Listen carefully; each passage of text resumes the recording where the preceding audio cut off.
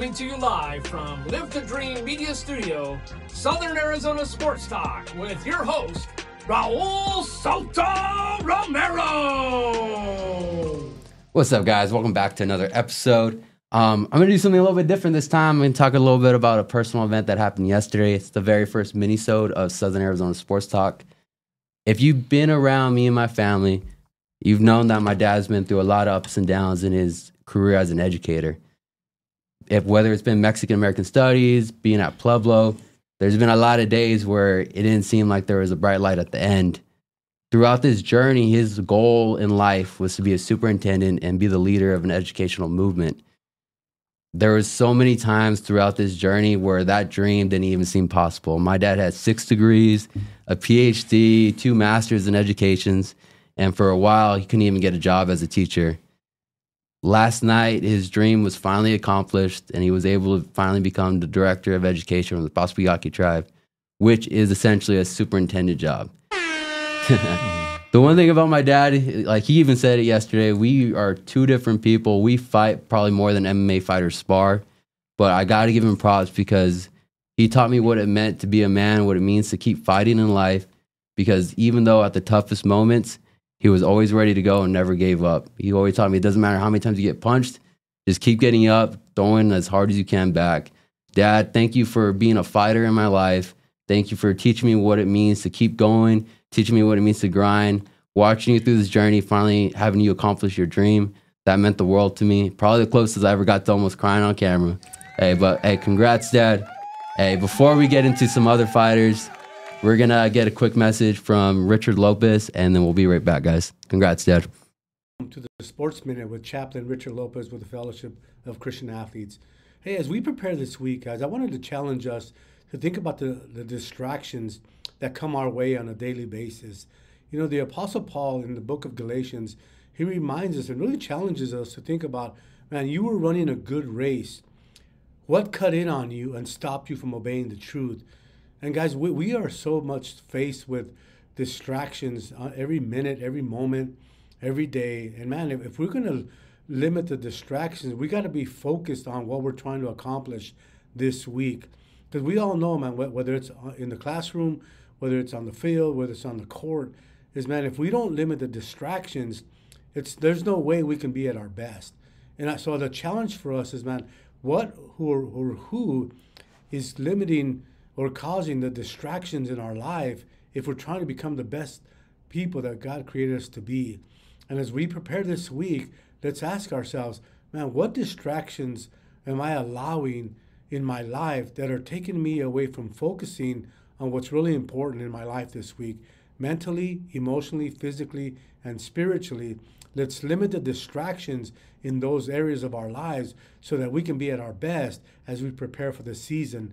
So guys, it's important, man. Let's limit the distractions in our lives so that we can be intentional about getting things done on and off the field. And it's important, man, is because if we're not limiting the distractions, we have too much going on. Let's have a great week. Let's make it a great week because we limit the distractions in how we operate this week. Have an awesome one. All right, thank you, Mr. Lopez, for that message. We are back with 2 guests that I should probably not keep waiting because I'm not trying to get knocked out on my own show. Gabe, Gamez, Christopher Quiroz, 2 of the baddest dudes on the planet right now. Up-and-coming stars in MMA. How you guys doing? Doing great, man. Feeling great. I'm glad to be here. Awesome. How do you guys like our setup, man? Is it a good feel? Awesome. Yeah, it's awesome, man. The studio is great. Yeah, it's awesome. That's awesome, guys. All right, so we're going to talk MMA real quick. We got some UFC fights going on. Who do you guys got? It's a big one. It's wrestlers versus wrestlers this week, man. Oh, man. So who do you got? Who do you got for the co-main event, Chris? Co-main event, honestly, Marab showed a lot of cardio, a lot of, just the wrestler grind like you talked about earlier, that forward pressure. But I mean, Umar, man, he's a beast. Nobody wants to fight the guy. No, right? He's Khabib's cousin, bro. Exactly. So I mean, I think that's one that you don't want to put a bet on. Anybody out there who are sports bettors? Yeah. But honestly, I think Marab keeps the title. You think Marab's gonna do it? I think he gets the job. All right. Do you like Marab though? Because that dude never shuts up.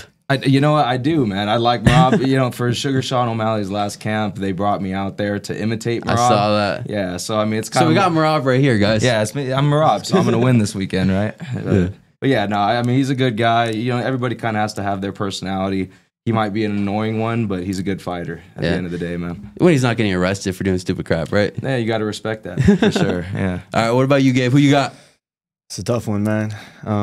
I think Merab could actually pull through just because of his cardio. Cardio is king. But I think the Nurmagomedov, bro. So I think it's going to be an amazing fight. I was going to mention that too. I was going to say, you're talking to Merab right here. Yeah, right? So you're not the annoying part. Oh, yeah. Nah, he's cool. Yeah. I'm not only saying that because I don't know.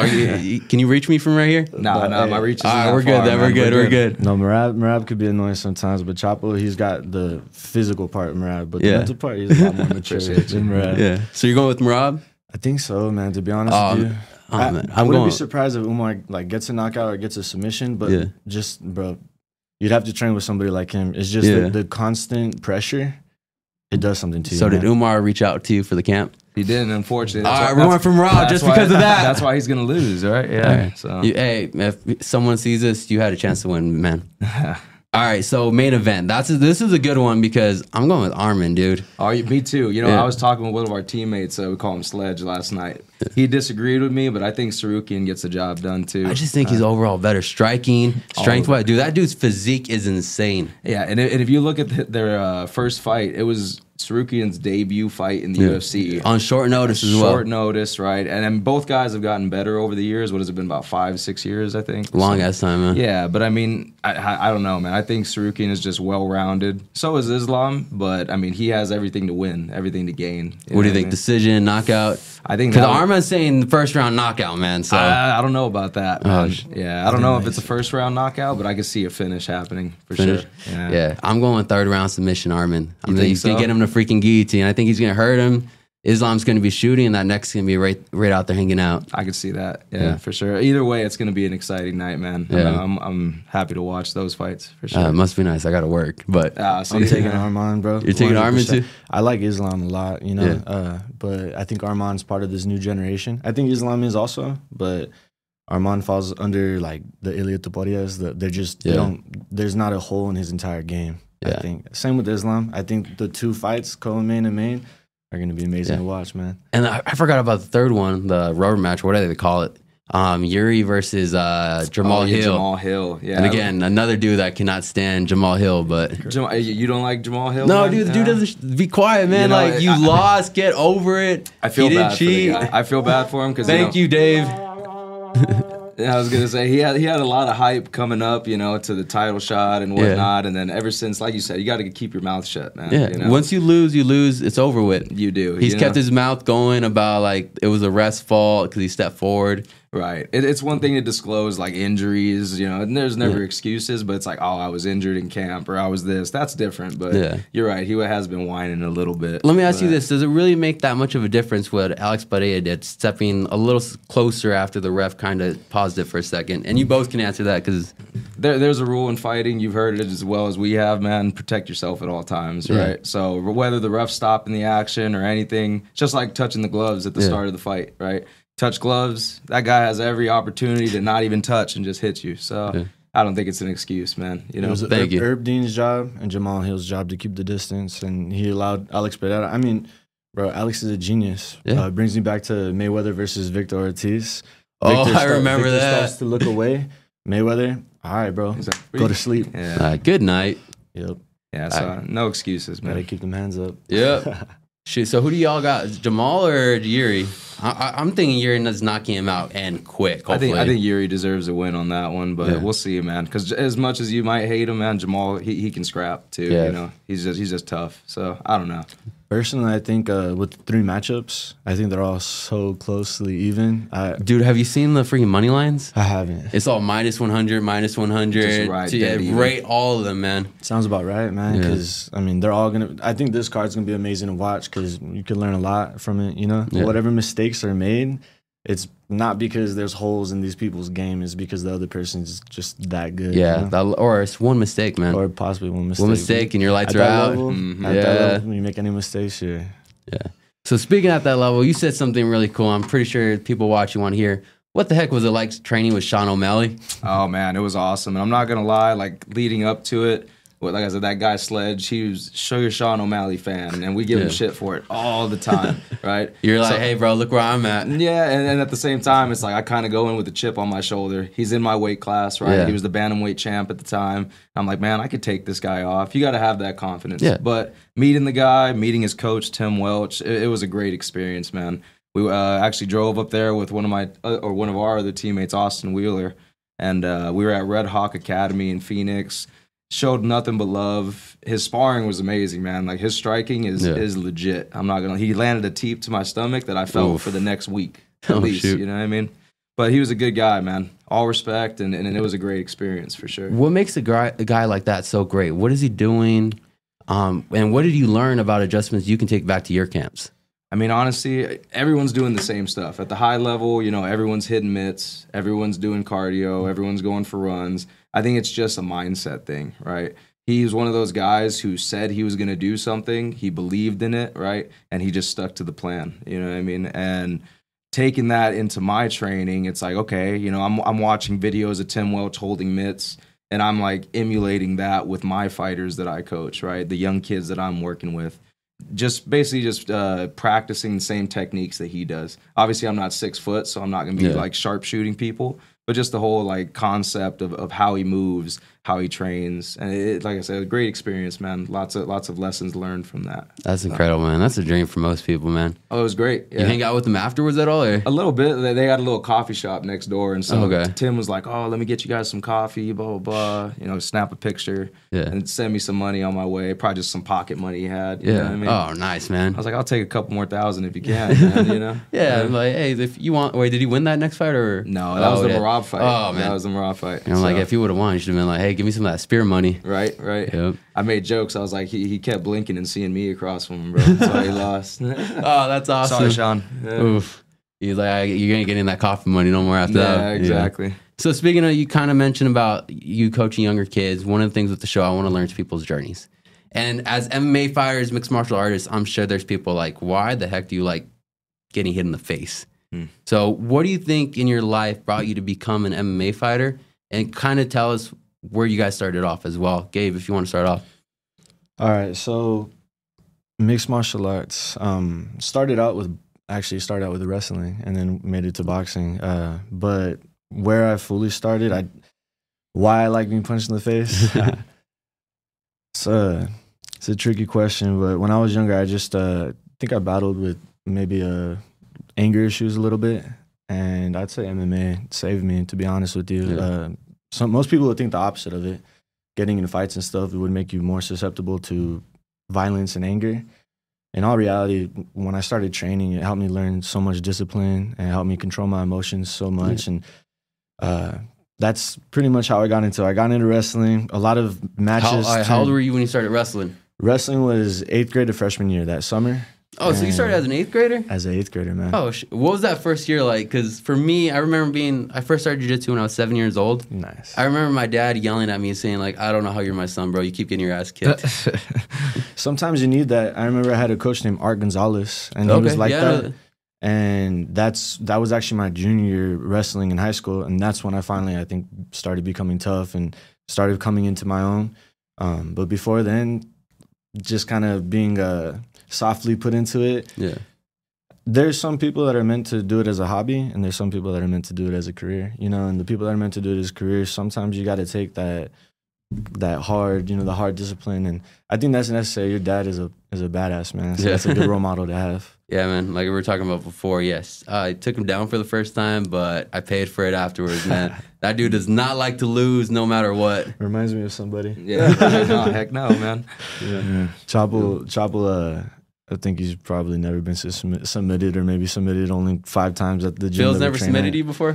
Phil, no. Phil Aguilar. Well, yeah, but Aguilar, Phil's too scared to roll with me, man. So, you know that's my cousin. He watches the show. Oh, is he? Yeah. I hope he is. That's why. All right, Phil, if you're watching, bro, call in so we can settle this. Hey, let me say that real quick, guys. If any of you guys want to call in and ask these guys some questions, call in the number. I forgot to wear my glasses and I can't see the number, but call that. Yeah. 520-477-1106. All right. Thanks, Gabe. You hooked that up. So if you guys want to call in or anything, let us know. Yeah, Yeah, hopefully see if Phil calls in for a challenge or something. Oh, he's gonna beat me up, man. I'm a little scared. Dude, that dude is freaking fast. Yeah. Oh yeah. He feels good at everything, bro. His MMA career, his amateur MMA career, he finished all of his fights in like a couple seconds, bro. Yeah, there's highlights on. Like when I had him on, I was looking at some highlights. I'm like, dude, you didn't tell me all this. Right. Yeah. Feels legit, bro. Yeah. So going back to you said Art Gonzalez. What made him such a role model in your life to kind of do the switch to becoming a little bit more gritty, a little bit more tough? Funniest thing is how he was talking about entering the cage with Sugar Sean with the chip on his shoulder. Yeah. That plays a big role. It's sometimes hard for me to step into the cage with somebody. I mean, it's not, I could do it with anybody, but there's a little mental block sometimes stepping in the cage with somebody that I don't know, who just wants the same dream as me and who's probably not that bad of a person. And I'm trying to convince myself that I want to beat the crap out of them, right? Yeah. So when you got a chip on your shoulder, for me, it's a lot easier. And Art, he gave me a chip on my shoulder, man. Shit. He was not only a good coach, but he was also my enemy. Oh, shoot. Tell us if you got a story or something about tell us, because I always want to. So my main goal with the show is kind of teaching people how events in their life have shaped them up, hopefully so someone can learn something as well. So give us a story, kind of like a moment where you're like, oh, shoot, that's what he meant. I'm making the change now. Actually, nitty gritty. My first time going to sleep ever. I was wrestling with Coach Art Gonzalez. We were wrestling at the Anza Trail Wrestling Building. It was probably like 105 degrees in the building. It was screaming hot and just, yeah, you know how it is. And me and Art are wrestling. I was 160 at the time, so we didn't have really too much people on the team around my weight, so me and Art would wrestle every day. He has me in a head and arm. And regular choke without an arm is illegal in folk style wrestling, but head and arm is legal. And I remember not being able to breathe, looking up at the time and seeing 15 seconds. And I'm like, all right, I can hold my breath for 15 seconds. Little did I know that there was blood chokes. I didn't know what a blood choke was at the time. I wake up in Art's arms. And I feel like most people would have just called their mom and gone home at the time. And I think this is honestly a big deciding factor when I started to realize I got pissed. I got pissed, and me and Art ended up fighting after that. And that's when I kind of started. That's a BMF moment right there. Bro, I was mad. I just remember having this dream that I was like on a boat, and then I wake up and I'm in Art's arms, and he's like, Mijo, wake up. And I was pissed because I was just embarrassed, man. And I got square up, man, square up. And it's wait, one like of those fight, like fist fight, we or like got into a straight fight after that. And then it was weird because after that, me and Art were like, I'm sure you guys will understand, like, guys, sometimes when you fight with your friends, the relationship becomes stronger afterwards. So me and Art were like that afterwards. The whole rest of the season, and the rest of the season was good, but that season I ended up popping my shoulder out of place I stayed. Didn't have too much successful year at the end, but it was a good learning experience. The whole season. That moment probably shaped you to the point where you're at right now. Where you're squaring up with anyone and anywhere. Most definitely, man. Art, I remember, was a scary man. He was like a gorilla. So being able to finally face him and not being worried about him, it was a big thing. He's been my boogeyman before. Pike's been my boogeyman. Pike, Anthony Pike, wrestled at Sunnyside. Oh, he's everyone's He was a heavyweight though, right? He was, and he's fighting at 145 right now. Yeah, man, he's insane. We were just sparring with him last night, man. Every time you see him start warming up, starts like moving his head around. It's like, oh, God damn, it's gonna be a hard night. Oh, crap. Yeah, man. Yeah, I call it the glaze. Pike, you'll be talking to him, bro, and like everything's going fine. He's got that dog. We all got that dog, but everyone flips the switch a little bit differently. Yeah, and you could be talking to Pike, and he hears the bow, and let's say I'm talking to you like this, you'll see his eyes glaze over. Oh, kind of like the Hamza Chimaev. Did you guys see the Usman and the Hamza Chimaev when his eyes just looked like he was a killer? Mm-hmm. And Pike's not seeing you anymore, man. Pike's just seeing your soul and seeing what he's going for, man. That's when you're just like, yep, sticking to jiu-jitsu. Yeah. I love banging with Pike, though. I mean, bro, Pike has torn my MCL. Pike has busted my head open, giving me 9 staples in my head. Chapo's done the same to me, and that's why I'm still there, man, because other people can't do that to me. And when I'm there, they push me, and they are the hardest, toughest guys in Arizona, I promise you that. So that's why I'm at Dominate. Yeah. No, definitely. Moving to you, Chapo, tell us a little bit of how you got started. I know you were in that Tucson High room. One thing I got to say, guys, this is a dude I was scared of when I was like in 5th grade watching them. Like, this dude's a beast. You mean you're not scared of me anymore? No, bro, same way, man. I'm just kidding. Hey, we got mats in the back. No, okay, let's do it. Let's do it. No, but hey, man, I started out, like we talked about, playing baseball, whatnot. My family was a baseball family. And going into high school, I remember there was a coach, Richard Ortiz. We kind of mentioned his name. I'd be at the lunch line, during recess. Wait, back up. So you didn't wrestle till high school? I didn't wrestle till high school, believe it or not. Shit. Yeah, I know, man. And I had to work my ass off to get to where I was as a wrestler too, But so coach at the time at Tucson High was giving me shit every time he'd run into me. Like I was actually wanting to do soccer, believe it or not. You want to do soccer? Out of all sports? So I was going to do soccer and baseball just because the way the season's laid out. Yeah. And he's like, when you get cut from soccer, come wrestle. When you get cut from soccer, every time he would see me. Yeah. And then the captain of the team came up to me, Vic Haro. And he's the same thing. He's like, man, like you're not a soccer player, blah, blah, blah. So I end up starting wrestling. I have a great, pretty successful career as a high school wrestler. Go on to wrestle in college. But during that time, man, Levi Escobar, he, obviously him and his dad owned Day Brazil. Yep. Dude, we used to not have 6th and 7th periods. We would literally, like half of the wrestling team would just go in there. Oh, I remember that, man. Adam, Axel. He'd open up the gym and we'd just glove up and just freaking scrap each other, bro. Like, and it's like, this is pretty fun. Like, combat sports in general, man, they all translate, right? So we're in there scrapping, we're going to practice, we're wrestling. And just that whole experience in high school, man, competing, that was my first time ever doing combat sports. I'd always done, basketball, football, baseball. And it's like, man, this is awesome. My family has never done this before. I'm kind of the pioneer. Yeah, so you're the first like wrestler or anything out of your family? Anything, man. And now what did your parents say, like when you told them you wanted to do wrestling, kind of end up with messed up ears? Well, I'll tell you what, my mom didn't want me to play football. And so I was like, cool, because she didn't want the contact. And I was like, I'm going to wrestle instead. Yeah. You know what I mean? Even more contact. Exactly, yeah. So, but you know what? They're really supportive of my whole fight career and everything, to the point that now my younger nephews, cousins, they all like are in combat sports now. Oh, which nice. is pretty awesome to see. Boxing, wrestling, that kind of stuff. Exactly, man. Yeah. That's awesome. I got a second cousin who actually just started doing wrestling out in South Carolina. Oh, nice. He's doing weightlifting and all this other stuff. Yeah, man. So all right. That's awesome. Guys, that is the time for our first commercial. We will be right back. You got a lot of nerve, don't you, baby? Coming to you live from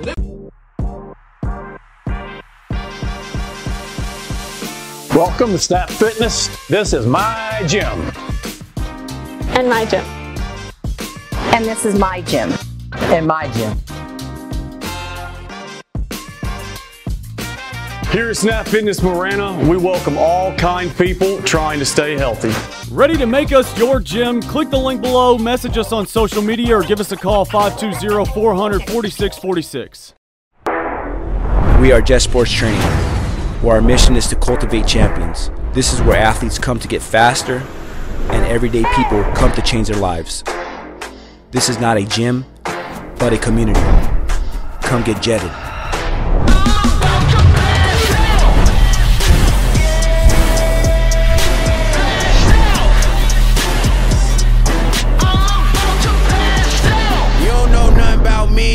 Take off in 5, 4, 3, 2, 1. Lot of y'all doubted on me. Now they like, wow, look how far you go. Legendary like all my idols, coming for it all, and I can't wait. Success just called and I got me a date. So I grab my ambitions and I'm on my way. Cross the wrong line and it's bad news. Might get burnt like a candle. We too hot to handle. World at my feet like a sandal. I only move when I plan to. Your moves could get canceled.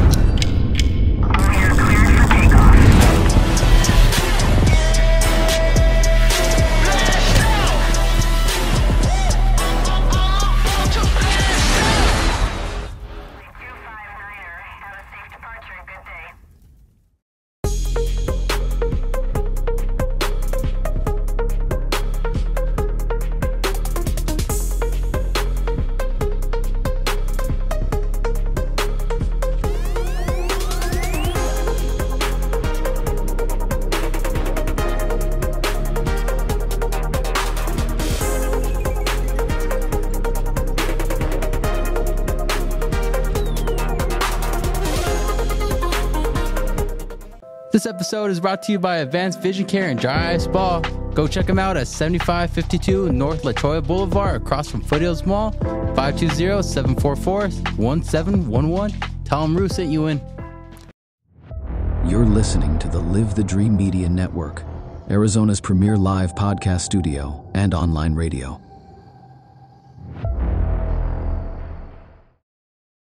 All right, guys, we're back, and we're saying Miami's the best city in the world. Oh, yeah, Miami's great. I love Miami. No. So I keep getting into this, bro. We stay with you. So once wrestling ended at Tucson High, or let me back up a little bit. What was it like? Because DeBerry was my wrestling coach when I was like 8 years old. Right. What did you learn from DeBerry when he came in? It was your senior year, right? Junior year, actually. Junior? Yeah. Kind of talk about the adjustments and then also what you learned from DeBerry after 2 years. Oh, man, I know you guys have had Robert DeBerry on the show before. Yeah. He is an amazing coach. His reputation precedes himself, you know what I mean? He coached Sunnyside to, 14 state championships, came over to Tucson High, and it was like almost a breath of fresh air when he did get in the room and finally take over. I mean, just the whole ideals that he has of wrestling, and it's more mental warfare with that guy, man. Like, you picked DeBerry's brain apart, like I'm sure you did, and he's really crazy. He breaks down the little things, man. That's why he's such a great coach. Like, if you're struggling with one movement going to a single leg, you'll work only that movement. Right, exactly. And you know, all the benefits we got from having him in the room really spoke for themselves. You know, Levi, his success, Adam, his success, Axel, myself included, right? I mean, that was all due to DeBerry, if you ask me, man. You know, he was in there changing our program. I think the hardest thing with Tucson High is we didn't have the feeder programs like other schools did, but he really did a lot of good for us. And just the coaches, you know, he brought in Anthony Pike. He brought in... Pike was at Tucson High for a little bit too? Well, he would come in and help out. You know, Corey would bring him in, Andres Parra. So he was bringing high-level guys. You know, Diego Bravo was another one he brought in. And yeah, DeBerry was a great coach, man. Really changed my life for sure. That's awesome. So I thought of a question because I started remembering what happened to your senior year. Right. It seemed like things were happening left and right to every single one. Mm-hmm. If it was from Levi with grades, Axel with the car accident, Adam, what he had going on. Right. How are you able to keep the team together in those hard moments? I think more than anything is leading by example, right? So no matter what was going on with the other, you know, my other seniors with me, the guys who are supposed to be helping me lead, you just kind of have to stick to the path, right? And the younger guys, the next generation of guys coming up, we're able to see that, right? So you have other people, things are happening, you know, whether it's life, whether it's their own decisions, you just have to stick to what you know. Like we said, wrestlers, what do? We grind, right? Keep your head down, you just keep pushing forward. And it is kind of hard for you being a leader, like seeing all this happening around you. Yeah, because all your guys as leaders, it just seem like... You know, it's like, oh shit, I guess I'm on my own now. That's why I actually have a tattoo that kind of... You can show it right here, bro. We can zoom in if we can. Yeah, I don't know if you can read it, but it basically says, do not fear the army of lions led by a sheep, fear the army of sheep that is led by a lion. Absolutely. Right. And so that was kind of my tattoo that I got to what do you say? Portray that time in my life. Yeah. You know what I mean? That's the representation that it has to me. Yeah. Is just leading as much as possible no matter what's going on. Yeah. I remember that year kind of watching, like I said, I was always around the room for a little bit. Right. And just seeing you guys get to the end after that crazy year, man, that was awesome. Yeah. Oh yeah. Just like life, man. Highs and lows. Yeah, just keep moving forward. Keep moving forward, bro. Yep. That was a great way to move into the next question. So you finish your college, or you go to your college career. Right. And you're hit with probably one of the biggest upsets of your career at that point. You want to talk about that a little bit? Yeah, of course, man. So, I mean, I was a little shit. Excuse my language, of course. I was a little shit coming out of high school. I was around town doing shit I shouldn't have been. Let me ask you, what college did you go to? It was a little JUCO. So I had better offers, like a couple D3s, other JUCOs. Stayed a year, and then finally that same guy, Vic Haro, I talked about earlier, he was wrestling at the time. It was Northwest Kansas Tech. Northwest, right? Okay. Yeah, so like I said, little JUCO in middle of nowhere in Kansas, right? But he was like, look, man, I know what you're into right now in town. Get the hell out of there, come and wrestle. You know, this is what you should be doing. And so I go out there, I'm wrestling, you know, the season's going well. We're about to actually just start the season, and I tear my ACL. Oh, right? shit. In practice. If you ask me, it was a young kid who was going to be at the college the next year. I think he did it on purpose, right? Oh, so you guys had like a incoming senior or... Yeah, exactly. He did that to you? He did it to me. Oh, my God. Same weight class, same everything. You punch him afterwards? I should have, man. No, yeah. I hadn't practiced fighting enough yet, I guess. But yeah, so I tear my ACL. I mean, the cherry field cage wasn't enough? Right? Those dugouts, man. Oh, dugouts. That was Trouble's first cage fighting it. Right. But yeah, man, so I tear my ACL. I try to wrestle back. I have issues with the coach. We butt heads.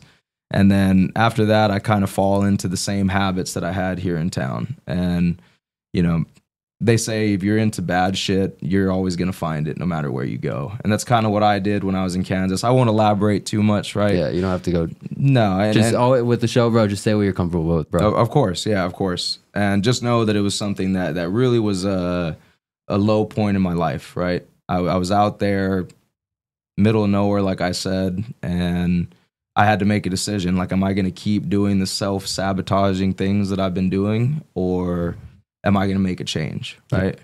And for me, it was an easy decision. It was like, no, like, this is not what I want my life to be. You know, I had the opportunity. I had a second chance almost with going out there, wrestling in college, and I ruined that, right? So it's like, okay, no. I remember being in, so this guy, Butch Smith was his name. He was our coach at the time. Owned an auto repair shop. Next door to it, he had a little shed with mats. And I would go in there, me and my girlfriend, Adriana. Shout out to Adriana Underwood, man. Give him the air horn and applause, dude. Yep. That was my first ever mitt holder, believe it or not. Oh, dude, that's awesome. I swear, man. I'd go in there, be hitting mitts with her, hitting the bag. And at that point, I decided, I was like, you know what? I'm going to do this. We moved back to Arizona, and I started fighting. And here we are now. Yeah, man. That's awesome. Just like, it's a comeback story, man. It is, you know, and I'm blessed that God put that will in me to do it. Because, like, you know, you see it all the time. Guys fall down a bad road, they keep going, and what happens to them? A lot of people don't get out. And I want to ask you this. What was day one like? Because when you make that decision, like, I'm going to change my life, you're on a high. Right. But then you also, day one happens, and then the next day happens. How do you stay in the direction you want to go to? And what did you do? Because, you know, there's some athletes probably not in the right situations right now going through the same thing. Of course. And they would benefit from hearing it. I'll tell you what, man, just like we talked about a little bit ago, you just keep your head down and you keep doing it. Tunnel vision. Exactly, tunnel vision. Discipline will beat consistency, or motivation. Discipline will beat motivation every time, right? You say discipline, whether you wake up in the morning, you want to go for that run, you want to go to practice. Doesn't matter if you want to do it or not. If you want to reach your goals, you have to stay disciplined, not when you're motivated. You know what I mean? That's huge right there, man. Of course. You can put a shirt on that for sure. Hey, man, I've been meaning to get some merch out. I haven't done it yet. Oh, shoot. You can shout out your merch all you want right here, brother. Not yet. I'm going to have some T-shirts for you guys soon. Don't you worry. Heck yeah. So now moving on to you, Gabe. What the heck made you decide you wanted to be a fighter after high school, man? So you guys want to get a little deep? So, we got time, bro. All right. So I started talking about just same as Chapo. I happen to get in trouble a little bit. It was exciting when I was younger. And grew up in a small town called Sahuarita, and so you still live in a Sahuarita, man? Mm-hmm. Oh man, thank you for taking the drive out here, bro. No, I don't live in Sahuarita. Oh, you don't? No, I thought you said you used to. I used to live. I live in Tucson now, but it's pretty much nothing but trouble to get into over there because there's not much to do. Well, turn 18, start Pima, and then my pops passed. And when he passed, I don't know what came over me, man, but I got addicted to just doing anything that could get me in trouble. That's what I was doing. And funny story, because he brought up Levi earlier. I was going to De Brazil at the time, and Levi and his dad pulled me aside, and they were like, "We understand that your dad passed. We're sorry. We need you to just be here more often, and we need you to be at the boxing gym with Levi because you're getting yourself into way too much trouble." And that just started everything, because transition from De Brazil to other places. Now I'm at Dominate and Irie. But in all respect, I mean, the Escobars did help me get into the MMA scene. And then the rest is history, man. I started boxing. I took the Golden Glove and the Gene Lewis title twice. Oh, nice. Was Chris Valdez, was that your coach? Sir. Coach Chris Valdez was that's my an boxing OG, coach. man. And shout out to him, man. I have nothing but respect and gratitude towards him. Does he still have his gym, or? So he doesn't have old school boxing anymore, but we train out of Southwest Boxing and MMA. That's Pete Casada. Shout out to him too, because he's done so much for me also. And they both, Pete and Coach Chris, because I stopped training at De Brazil at that time, and I was just boxing, and that's how I came into it, man. Just fell in love with boxing. For some reason, thought that was my niche. Started wrestling though. And then little by little, I just kind of started seeing what Bernie Arenas, our coach, was doing at Dominate. Mm-hmm. And he's a great guy. He's a great coach, and he's helped me with so much, bro. And he's just great at making friends and making people fall in love with him, because his connections and the people that he knows it'll blow anybody's mind, and it's so cool. And so he got me my first fight in Pensacola, Florida, and my two corners were Chapo Quiroz and Coach Bernie. They flew all the way out there for me. And you want to talk about even deeper stuff? Bernie's mom passed away the week before my fight. Oh, shoot. And they still flew out for my fight, man. What did that mean to you? Because, like, this guy's in, like, probably the worst position, but he's still out there supporting you. Bro, it created a loyalty that'll never be broken, man. Mm-hmm. Something that I have for Bernie is just, bro, I love the man. And he filled holes and gaps that I didn't even know needed to be filled, man. And that's not it. Pause. Sorry. And he's that beeper. Yeah, right. He's a great guy, man. And him and Chapo. It's a funny thing, man. When I didn't know that I was gonna have a speech after my first fight. Oh shit, were you nervous? Like we talked about, like I told him earlier, I was like, you only get 3 F-bombs, Gabe. There's a reason for that. Dude, it was bad, bro. It was bad. It was like every other word F-bombs? No, it was every word, bro. Well, because I was exhausted. I just got done with my first MMA fight. I couldn't breathe. And then the announcer walks up to me and goes, "How do you feel right now?" Bro. Like, I told him exactly. Effing awesome. I want to thank effing God. I want to fucking thank God. I want to thank Bernie. Bro, I think I said F before Bernie's name 4 times. Even when I watch it, I try to laugh instead of being embarrassed about it. You want us to pull it up right here? I'm kidding. I pulled up. But one big thing, I forgot to say thank you to Chapo in the cage, and I tell him all the time. Yeah. And it's funny, I'm saying it right now. The matchmaker comes up after, and he's like, if Gabe doesn't shout you out again, he's never fighting on this promotion. Well, Chapo was also the 135 champion. 25, yeah. 25, was that the island fighting? Or that was island fights, okay. Yeah. Yep. So it was big. Bro, it was I was a nobody when I walked into the Pensacola Bay Center. Yeah. And it was just really nice because Bernie and Chapo were somebodies. And so I was given royal treatment because of them. And so nothing but gratitude, nothing but loyalty, bro.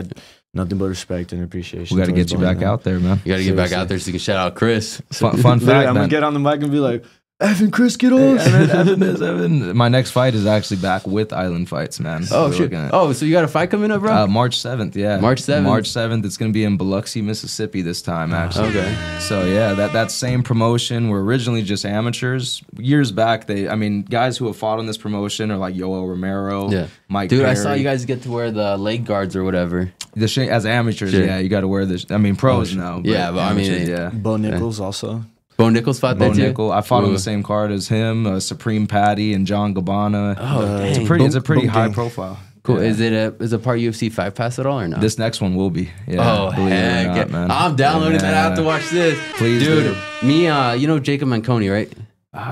Jake, or you know the one that works at Highwire with me. I think that's. Oh yeah, Jake. Yeah, Jake. You better tell him to get back in the gym, Jacob. If you're watching this, you better get back in the gym, bro. I'll let him know. I'll freaking clip this part right here to show it right to him. Please do. Dude, that dude is huge right now. Is he? Like, I don't want to put him out like that. No, but he's he's buff. Let's just say that. I'll tell you what, Jacob's a great guy, man. He came in with me and a buddy, Ray Alvarez of mine, right? Yeah. And he started out about 230 pounds and just that fool told me he wrestled at heavyweight. Which is crazy. Yeah, which is crazy. Another Pike. And he ended up fighting at 155 pounds just recently. Yeah. So he's got to get back in there, man. Yeah. I know how it is, sometimes you fall off the wagon, but you got to jump back on. He wants to get back in. Let me tell you this, dude. He's one of the fastest bartenders I've ever seen in my life, dude. Oh, I believe it. He's good, man. Yeah, that's awesome. That's good to hear that he's succeeding at his job over there. Yeah, exactly. I mean, dude, some of those bartenders can make like 90 an hour.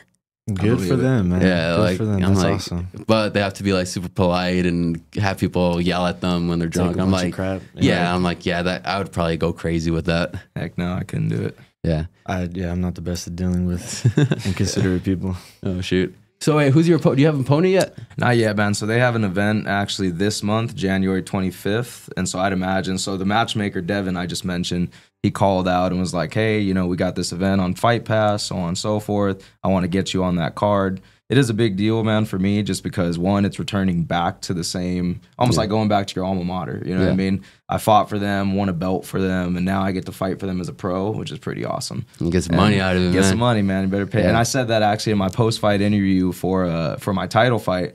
I was like, man, I want to go pro. I'm tired of doing this for free. I want to get paid or something like that. Yeah. But you get paid to get punched in the face at least, man. Hey, I get paid to do the punching, bro. Heck yeah. But yeah, so Biloxi, Mississippi, man, it'll be at the Hard Rock Cafe. Pretty excited for that.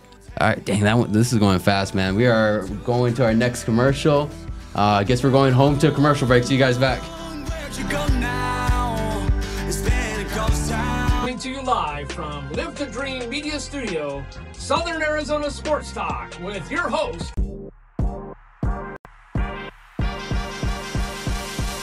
Welcome to Snap Fitness. This is my gym.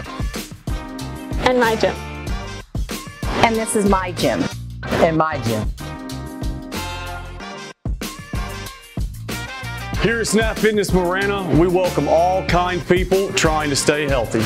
Ready to make us your gym? Click the link below, message us on social media, or give us a call 520-400-4646. We are Just Sports Training, where our mission is to cultivate champions. This is where athletes come to get faster and everyday people come to change their lives. This is not a gym, but a community. Come get jetted.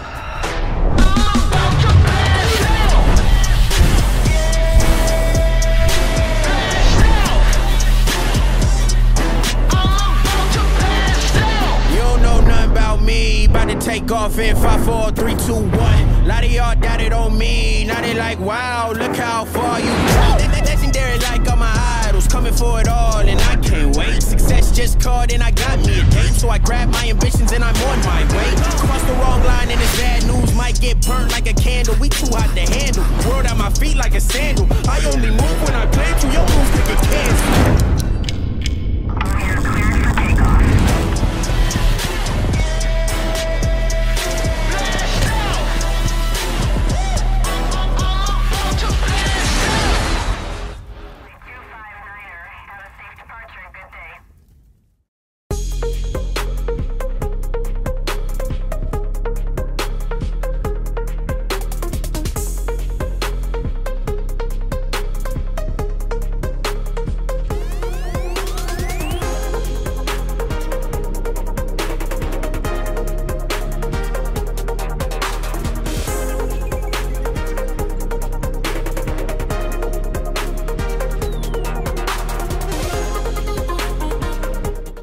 This episode is brought to you by Advanced Vision Care and Dry Eye Spa.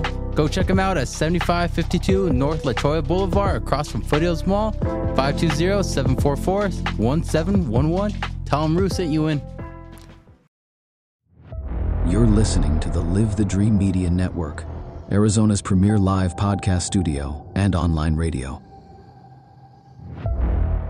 All right, we are back, guys. So one thing I do want to talk about is what was it like the first time walking into that cage? And Gabe, if you want to lead it off, brother, because like what's going through your head at that point? Like, is it like almost like what am I doing? Kind of fuck. 100%. Literally. Oh, there's your 3. Yeah. Chapo's out of F words now. So in Pensacola Bay Center. We're walking in, right? I'm just gonna try to give you my point of view. This is besides already going in the locker room. I hadn't experienced anything MMA yet. So I walk in, bro, talk about royal treatment. Once again, thank you to Bernie Chapo and thank you to the Island Fights promotions. I walk in and there's a locker with my name on it, with a bag, a sweater. Bro, or a hoodie, like bro, it was awesome. I get that, start kind of coming into the feel, you know. We're in the, I think, blue corner. The other red corner's in a different locker room, and we're warming up. Chapo's holding mitts for me. It's nice because Chapo's mitts are so crisp. When he holds mitts, everyone in the room gets quiet and starts watching. So it just felt good already because I already had that audience. I was getting the nerves out. Hitting mitts with him, everyone's quiet watching us. We go out, giant black curtains. I see the next fight happening, or the previous fight happening. And they tell me, all right, when this fight's over, you're going to go up. Well, most fights should be at least like, 10, 15 minutes. Yeah, it was like a 10-second knockout or something. I slept, bro. And I'm up. Oh, shoot. I thought I was going to have 10 minutes. I had 30 seconds. Oh, shoot. And I'm looking at them and I'm telling Bernie, please tell me something inspirational, bro. I'm nervous right now. And he's like, nah, you got this, man. I see the confidence in their eyes, you know? Yeah. And it was cool because I was walking out to one of my current supervisor, Vinny Mendez, one of his songs called Savages, Part 1. Yeah. And it starts going off, bro. And I had talked to Bernie and Chapo, and I'm like, all right, it's going to go off. Once it hits this beat, we'll start walking. Nah, bro. Mm-hmm. The moment the song starts, like Pike, bro, just tunnel vision. And I just start speed walking out. Oh, all the guys awesome. are like, bro, all right, let's go. We're going. Yeah. And yeah, man, it's almost, what is it, like third person, like bird's eye view? Because I'm seeing it from my eyes, but it almost feels like I'm just like, it's like out of body experience is a good way to put it. And yeah, like Chapo said, it's nerves. The moment they say walk out, all those feelings go away and it's just time to hunt, bro. It's just time to fight. And Bernie had told me the first 30 seconds, you're going to be like, what? All the running that I've done, all the conditioning I've done, why am I this tired? And yeah, sure enough, bro. And it was exciting because the first punch of the fight, he lands a solid 2. Boom, hits me. I get a little rock, stumble back, and then finally I'm able to lock in. And it was like it's go time at that point. It was go time. And at that point, I'm able to take him down. And the rest of the fight, I was able to control it. It was, I'd say, a sloppy fight, but it's still fun to watch. A win's a win, man. Yeah, a win's a win. And it was fun to watch. One thing that I have trouble watching when I watch it is because me and my girlfriend, Taylor Loaiza Vasquez, were just watching it the other day, and because she helped put together a highlight reel for me. And was she the one that made the one I posted? She did, bro. Hey, that was super dope, by the way. Shout out my girlfriend, Taylor. She put it together, a highlight reel of just a couple of my fights, just the best clips from them, and she did that in like 25 minutes, bro. She's incredible. Dang. Yeah, she's incredible. So if anybody wants some short film, any real business inquiries, hit her up or hit me up. But yes, I saw the confidence in Chapo and Bernie, and that's what gave me confidence, and was able to control the fight after that. And it was exciting. After the fight, I had a real funny speech. Wish I would have said Chapo's name first. Yeah. It's all good. It's all good. You said every word but Chapo. Said every word but Chapo, especially that for a bunch of times. But once again, man, Chapo, he's a team captain of Dominate, and it's been nice being able to, because for him, bro, I'm sure it's not that easy. He's paving the path. So there's no blueprint written before him. There's just, he finds out for the first time and then does it, like tries to make improvements from there. We get to learn from him. So he's it's a nice. Pioneer. Exactly. So it's nice because bro, with everything, even with this interview, I tell him, hey, bro, I'll follow your lead, man. Just because he knows how to keep good composure. Something that Chapo's helped me a lot with fighting is don't overthink things, man. Yep. I'm very analytical with things, and a lot of times he just helps me, bro. It's not time, man. Just chill, just relax, you know. And so Let me ask you that, bro. How do you deal with having that pressure on you, like being the pioneer that's leading the way? Honestly, it's life goes in cycles, man. I had plenty of practice doing this, and like what we talked about earlier, wrestling at Tucson High, and I don't know if it's just a natural thing that comes to me, man. I just do what I love to do, right? Yeah. And if people want to follow, they follow. Leading by example. Lead by example, man. Like I said, keep your head down, keep working. And I think that inspires other people to do that. I don't do it purposely. I do find joy in like helping, guys like Gabe, the young kids I train with. And I do it out of the love of my heart. Of course, I'd corner him any fight he want. I'd be there for anything that he needs. You know what I mean? That goes for all my teammates, all the people around me. And I do that just out of the good of my heart. It might be because I've done bad in my life, you know what I mean? And I want to give back. That's why I love coaching, But nah, man, it's just doing your thing, and people are inspired by that at times. Yeah, leading by example, man. I'll keep saying that. Yeah. So let's go to your first fight, man. Where was that? Was it in Tucson? It was in Tucson, man. Amphitheater? And the Ava Amphitheater. Yep. Tell us what that was like, man. That walk, that's a cool walk down because you're going downhill and you go into the crowd, basically. Exactly. So no, actually, they had it from the stage coming in, right? Okay. Yeah. So as you're walking out, you can see the whole seats. You can see the lawn, And it was for Combate Americas at the time, actually. So now they're Combate Global. But at the time, they used to travel before COVID. They would come to, South America, the western part of the U.S. And, man, they lined me up with this guy, Gabe Brown. Good guy, man. Like, now we see each other at the fights, and we're, chopping it up. Is that a wrestler? No, he's a striker, man. Striker? And he coaches striking over at Boxing Inc., actually, with Ed West and a couple of those guys. Great guy, man, like I said. But holy shit, bro, he pieced me up, bro. So I go out there, I'm nervous. It's a lot similar to wrestling. You wrestle high level, state championships, nationals. You're used to that, like, spotlight, the pressure, right? So at that point, I'm comfortable. I'm walking out. I got the flag, U.S. flag. I'm hype, Walk in there not knowing what to expect, really. I'd never been in an official fight before. What was the adrenaline like going into that? Oh, it was awesome, man. It's really like a drug, right? It's a rush. And I think that's why fighters love it so much, just because there's nothing in the world like it, right? It's the same as like a race car driver, Yeah, that hit you get when you go full speed, man. Exactly. Hey, Raul. You're at a 10-minute warning, brother. You wanted me to let you know. So cool. Yeah, thank you. No problem, man. Keep talking about that, man. Then we'll get into your guys' fans' questions. Yeah, I'll close it up real quick. Yeah, so my first fight, man, I go out there. You can watch it. It's on YouTube, by the way. I don't want you to watch it because the first round I get pieced up, man. You get knocked down, or just getting? No, I don't know what happened, man. I had a good chin because I'm eating Superman punches, head kicks, like no striking experience besides wrestling, really. Yeah. And dude, just that sheer force of will, you know what I mean? I fight back, win the second round. It was a close fight, split decision. I end up fighting back and winning, right? But man, at that point, my coach at the time, between the first and second round, like I said, I get pieced up, man, pieced up. And he's like, "It's just the first round." He's like, "Do you want this or not?" At that point, you make that decision. Like, you have to do a lot in life, right? It's like, yeah, I'm gonna do this. So I go out there and. Rest is history, man. How'd it feel waking up the next morning? I was hurting like mud. Yeah. Went out and drank that night too, so maybe man, just hurting in every way possible. Every way. All right, guys. So that's awesome, man. That story is just. I mean, you got thrown with the wolves real quick, man. Exactly. Sink or swim, right? Yep. Yeah. Were you like, all right, I can't wait till my next fight after that, though? Exactly, bro. Yep. You always want to go back for another one. Yeah, or Levi used to always say, fighting is like being in a bad relationship. In the middle of it, you're like, why am I doing this? But like, I want to go back to that. That's a good one. I like that. On that note, just real quick, Bernie likes to say something between the first and second round. Yeah. And a lot of times, in all my fights, I'm like, between that first and second round, you're like, wait a minute, what am I doing? Once you win, it's literally the best feeling in the world, the most exhilarating. All of it is. The relief. Ups and downs. Yeah. And getting your hand raised, just that adrenaline rush. It's, like I said, the most exhilarating. But Bernie likes to ask us a question. He likes to look us in the eyes and goes, "Yeah, why are we here?" Oh, why are we here? But exactly what you just said. Why are we here?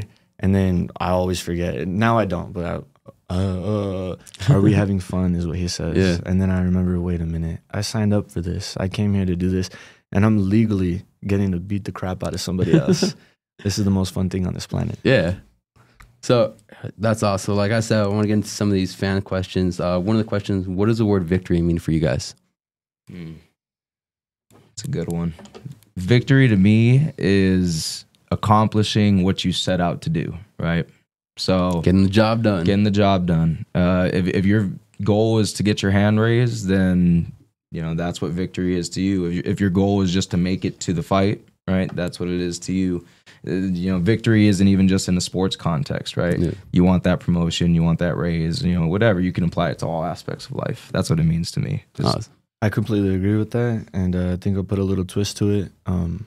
Because victory, the underlying definition would be a win, but hey, man, win or lose, I feel like I'm winning right now. I got a good team behind me. I believe in God. I have a beautiful girlfriend, and I have a wonderful mother, and I feel like I'm winning. I feel like that's victory in itself. That's awesome. Amen.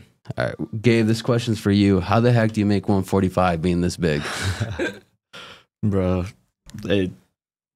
I'll be embarrassed, but own up to it. My last fight, I missed my weight by a big margin. But what do you walk around at now, bro?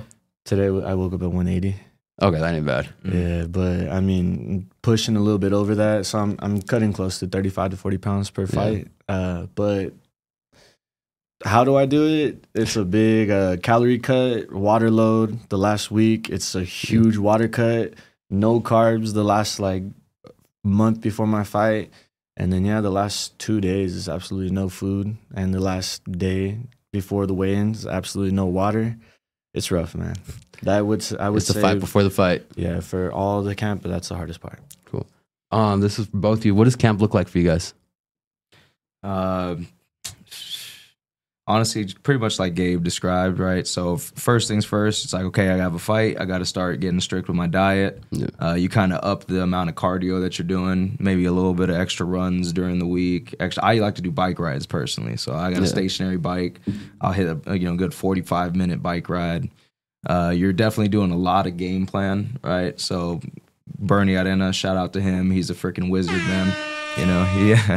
He anytime we have an opponent, we definitely break them down, just like any good coach should, right? See what their strengths are, what our strengths are, and then from that point, we start to develop how we're going to approach the fight. So a majority of camp is just kind of doing what you already are doing at a heightened level, and then adding that game plan where you're kind of strategically planning what you want to do for the specific opponent. And exactly, stuff. Awesome. right? Yeah, exactly. For you, brother? Just same thing, kind of. Try to short answer. Like a workout day, wake up, lift some weight, go work 6-hour shift at Costco, get out, go jiu-jitsu at Irie for about an hour and a half, get to MMA or get to Dominate right after that, practice or sparring, and then get home and hold mitts. My girlfriend holds mitts for me. That's awesome. Yeah, so just like Chris was saying. Yeah, this is a funny one. So, you guys know Manny Flores, right? Manny, yes, yeah. And Philip Aguilar. Of course. Of course. Okay, so if Manny Flores, Philip Aguilar, my dad, and Mike Romero are in an elevator, and they all fight, who's the guy that's making out of the elevator? I'm going to say Phil just because I was talking trash earlier. And I want to get back on his good side. Yeah. All the respect to the Romeros, bro. Phil is dog. Yeah, I know. I don't know what that dude, but man, he's incredible. That's why I fell in love with Irie, man. And they're solid training my jiu-jitsu and my Muay Thai over there, and Phil knows what he's doing, bro. Oh, they do. I mean, he can still kick ass with the torn tricep, man. I know. He kicked my ass with the torn tricep, bro. Just one hand, man. His knee bar is arm down R bar. Well, he goes in that single A's and get the knees bar just by laying on you. Exactly. Just bringing it back. I don't even think I want to be in that elevator, though, to be fair. No, that's a tough one, bro. Do I got a gun? Yeah, exactly. Oh, shit. No, the good thing we don't got to be in that, man. I would hate that. I had to be around those 4 guys. Be a tight elevator, man. That thing might fall apart. Okay, so we got, what's the most memorable moment in your guys' fighting career so far? Go ahead, man. Most memorable moment, I think, it's kind of a hard question, but first thing that comes to mind, I think I'll have to go back to Pensacola, man. My mom flew out to that. Chop and Bernie flew out to that. Vinny flew out to that. And I was able to see my hand raised. I look up and I see my face on the Jumbotron. I see that Jeff Dunham was performing the weekend after we were competing there, the ventriloquist. So it was a big stadium, and it was exciting, man. And I'm very grateful for that experience. I'm definitely going to have to say, not my most recent fight for Double Down, but my first fight with Double Down FC, man, getting that standing TKO finish. Yeah. Because that was I remember watching that one, man. Yeah, man. That was actually the first time. I've had finishes, submission wins, TKO wins, whatever. But that was the first time ever standing in front of somebody in a fight like that. Just bah, bah, bah. What's that feeling like, man, when you're basically beating down a human, putting them in submission, basically? It's primal, man. It is primal. And that feeling of like seeing the ref stop the fight, looking at Bernie, looking at the crowd, and just kind of like, I think you used it as a highlight actually for the shout out for this podcast, right? And just you can see him like, and the feeling of that is something I will never forget. You run through like a wall with all that adrenaline. Oh yeah, exactly. The adrenaline rush is insane. And that's probably one of the most memorable moments so far for me, right? That's awesome. So if we had time, that whole story of fight camp and that fight it's incredible, man. The adversity that he went through. Man, I ended up fighting. So the guy that they lined me up with, man, originally was Eduardo. Was it Eduardo? So there's twins, man. They got identical tattoos, Cuban guys from Florida. Eduardo and Ernesto Suarez, right? Originally, one of the brothers had said yes. He pulls out of the fight. Then like 2 days later, this is leading up to it. 2 days later, the other brother is like, "Oh, I'll fight him instead." It's like, I don't care. I'll fight either of you. It doesn't matter. I'll fight you guys both at the same time. At the same time. Funny you say that, man. So we get to the venue, right? We weigh in, day of weigh-ins, whatever. Day of the fight, man, we get to the back. We start warming up. They call us in for the fighter meeting, and I'm looking at the twin that's getting wrapped up. Dude, he is huge. Big back, big old calves. And I just matched, or like I faced off with the other twin, or with one of the twins, whatever one it was. So it was a different twin or what? Different twin, man. What? Yes, yep. Yeah, so. How did they let that happen? Like I said, identical twins, whatever, same tattoos. I tell Bernie at the time, I'm like, bro, that is not the right twin.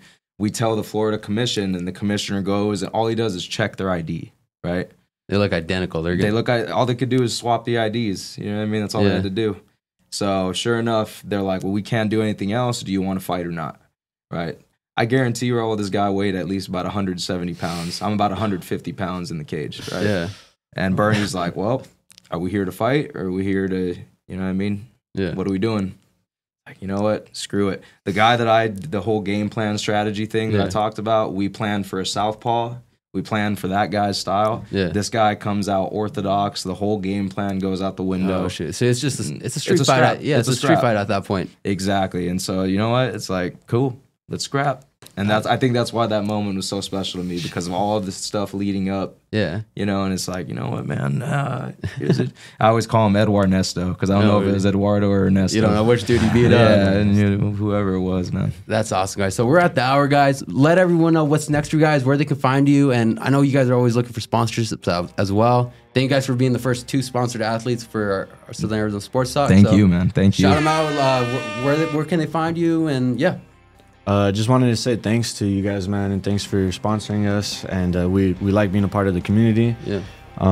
Shout out to Dominate, shout out to Irie, and shout out to Magnus MMA. I appreciate you all. And shout out to my girlfriend and my mom. And find me at Gabriel Gamez on Instagram. The G's are 6s. And yeah, thank you all. Yeah, you can find me either in the mornings, Tucson Boxing Fitness. If you want to come in and get a workout, it's on Oracle 6261 North Oracle Road. You find me at Dominate, of course. If you ever want to stop by over there in the afternoons, my Instagram is Chapo Quiroz with 2 Z's. I don't know why I had to do that, but somebody already had it locked in, I guess. I don't know. But don't fight them for it. Yeah, right. Yeah. But hey, thank you guys. Thank you guys so much for the opportunity. Oh, yeah. My next fight, like you probably heard on the show, March 7th. You can watch it on UFC Fight Pass. I'll be posting about it and just kind of updating you guys if I get a matchup. So. And then I'll be competing in either Naga or AZBJJL, and then I'll be doing some Muay Thai, and then I'll be. Are you going to Naga next weekend? Yeah, me too. I'm doing it. Yeah. You're doing Naga next weekend? Yeah. Oh, that's awesome, man. I'm having to take some time off of work, short last minute, so I'm figuring out which one I'll get in less trouble for, Naga or AZBJJL. Just do it, bro. If any of my bosses heard me, I'm sorry. Yep. Oh man, you just out of yourself. Hey guys, thank you. This was a fun show, guys. Next week we have Mark Morris from Tucson High Baseball. As always, thank you for the love and support, and we'll catch you guys later. Peace. Peace. You're listening to the Live the Dream Media Network, Arizona's premier live podcast studio and online radio.